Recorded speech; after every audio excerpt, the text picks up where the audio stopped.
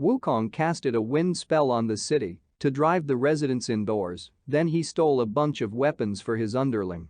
Next he visited the Dragon King of the East and demanded a weapon. Eventually, he settled for a mythical iron staff used to stabilize the sea during a great flood.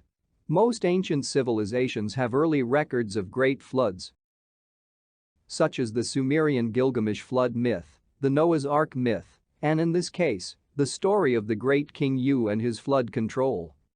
This mythical iron staff has a golden hoop on each end.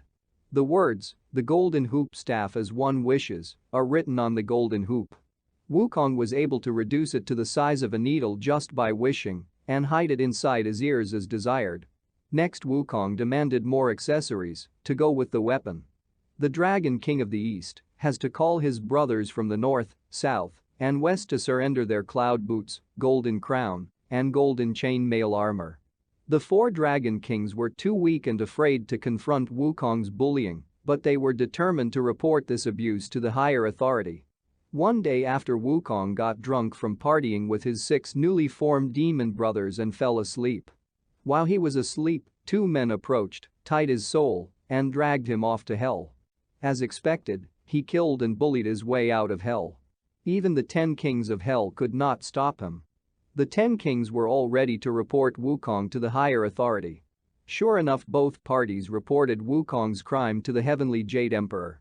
A minister suggested that they trick Wukong with a minor post in court and they could always arrest him later if need be. Wukong, lacking life experiences, was thereby tricked. Wukong clearly believed in the law of the jungle, where the strongest gets to do whatever they desires.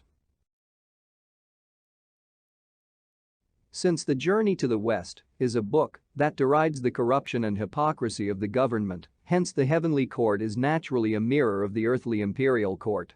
According to ancient myth, the Chinese were known as the descendants of dragons.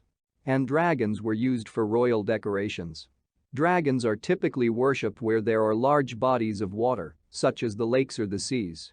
In this novel, the dragons were minor gods, and they were all low-ranking officials. One interpretation is that the dragons in this novel were minor royalties or ex-royalties from fallen dynasties.